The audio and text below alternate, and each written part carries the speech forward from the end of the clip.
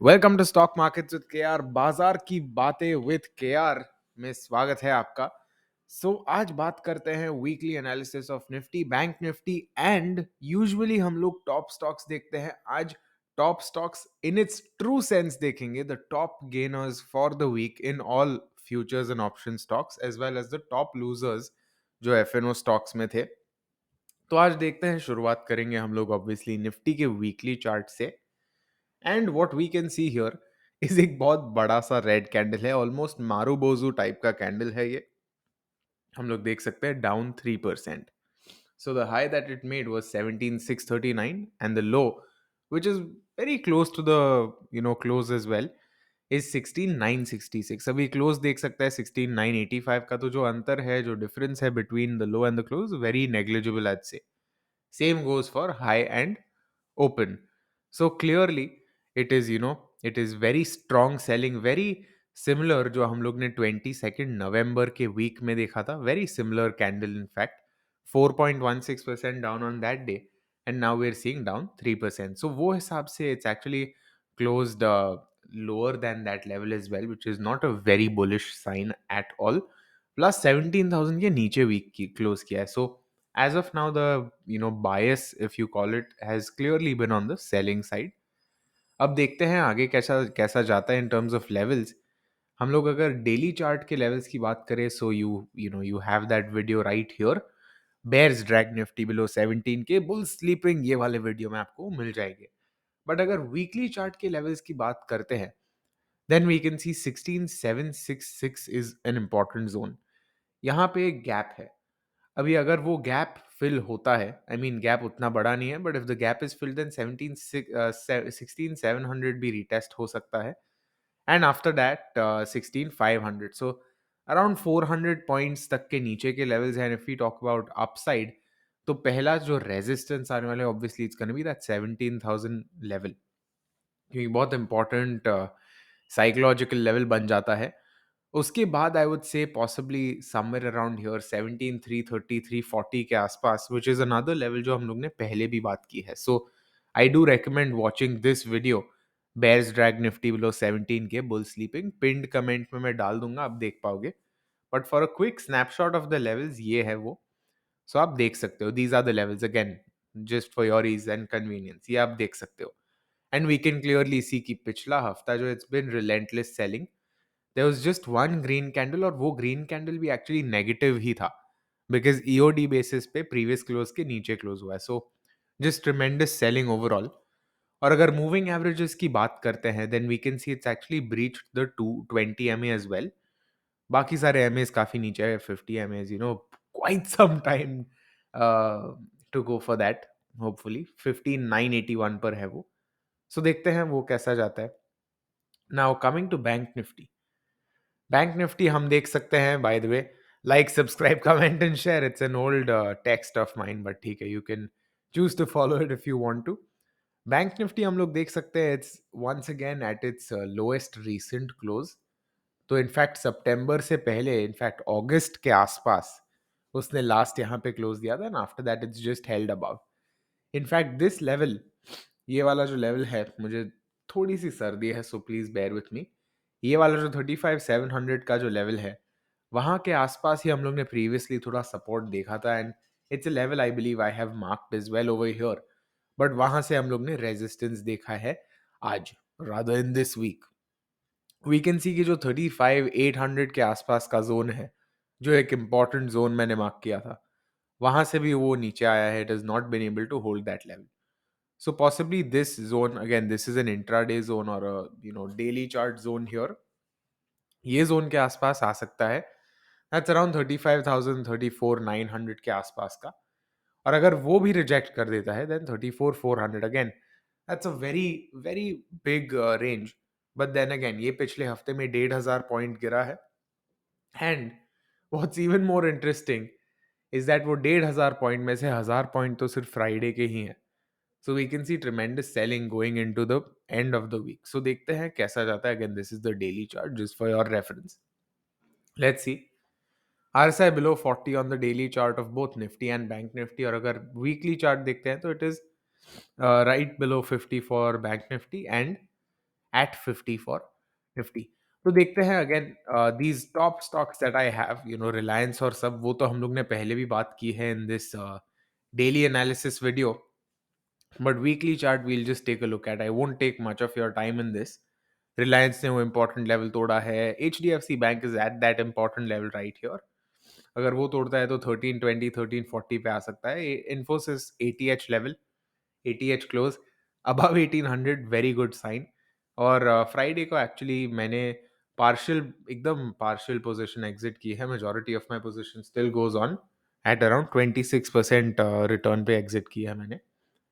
HDFC है next stock. 2600 2620 का जो लेवल है वहां से ही रेजिस्टेंस, रादर वहां पे ही आया है रेजिस्टेंस लेके हायर लेवल से. सो देखते हैं. Again this is a massive candle. In fact I believe this is the largest candle 6.81% पे since 22nd Feb. So pretty much पूरे हफ्ते में this is one of the largest candles that we've seen, red candles especially. So देखते हैं. I mean, I'm not sure why इतना गिरा है, especially considering कि बाकी सारे stocks इतने नहीं गिरे. In fact, even Nifty has fallen less than half of what HDFC has fallen. So होगा कुछ reason, let's see. ICICI bank turned back from this general level. यहाँ से अच्छा हम लोग ने buying देखा था, but clearly completely rejected. So वो देख रहे हैं. Kotak Bank, massive red candle, down 5.5%. Interestingly enough, even though Kotak Bank itna niche hai, it is still not as bad as HDFC. So, possibly something really going wrong with HDFC. Let's see. Next up, SBI. SBI ठीक है, थोड़ा नीचे आया है 5.5%. It's not really formed a very pleasant candle either. देखते हैं कहाँ पे आता है. Again, the levels for this are mentioned in that video that I said, but this is just to give you an idea कि कहाँ पर है. एक्सिस बैंक नीचे आया है, but I think if it holds these levels, current levels, मतलब ये वाला जो प्रीवियस वीक का जो क्लोज है समझो वही अगर होल्ड करता है, देन आई डू फील कि 700 के ऊपर जा सकता है. Now coming to the top overall gainers and losers of this week. So पहला है FNO स्टॉक्स में परसिस्टेंट सिस्टम्स. ठीक है, तो परसिस्टेंट देखते हैं. And Persistent Systems very almost एकदम स्ट्रेट लाइन जैसा ही गया है सिंस अप्रैल और so of 2020. Very good move, obviously ऐसा कुछ दिख रहा है. And the real challenge in such stocks actually comes in when to enter and when to book profits. अगर डेली चार्ट देखते हैं, does help us a bit. और अगर हम लोग मूविंग एवरेजेस डालते हैं, then we can see very clearly some distinct entry and exit points that could have been there. 20 MA का अच्छा ट्रेल आया है. यहाँ पे भी इनफैक्ट अच्छा ही लिनियर सा ट्रेल आया था. And if we would have entered based on here, then it was already 8% up. So this just goes to show कि हमें पता नहीं मार्केट कितना ऊपर जाएगा, प्राइस कितनी ऊपर जा सकती है. क्योंकि हम लोग ने पहले बात किया है, and I am sure many of us must have experienced it also, कि जब बहुत ऊपर है price, at that time we may think कि और कितना ऊपर जाएगा, जा जाके भी कितना ऊपर जाएगा. But many times there is no invisible ceiling. ऐसा कुछ लिख के नहीं है कि इतना ही ऊपर जाएगा. So we never know. That's why it's always important to just follow a process that you have decided, और फिर उसके हिसाब से जाने का. ठीक है. So that's persistent systems for you. Next up is LTI, I believe. Yes, LTI. LTI देख लेते हैं. डेली पर ऐसा दिख रहा है कि 50 MA के आसपास ही था और वहां से बाउंस दिया है. And on the weekly chart, it looks like this 5.5% up. Weekly पे थोड़ा difficult to catch compared to daily, but then again, persistent का भी same thing था. Next up is Wipro. Wipro is actually the top gainer in Nifty 50 this week, and we can see Wipro is just bouncing from the 20 MA on the weekly chart. और अगर daily देखते हैं, then daily this is the first candle above 50 MA, decisive close above 50 MA since around October or so. So overall very interesting candle. अब अभी अगर हम लोग losers देखते हैं, then let me see if I can actually figure out if there are any losers on this list. और no, I've just selected the top gainers. तो मुझे ढूंढना पड़ेगा यहाँ पे top losers कैसे जाते हैं.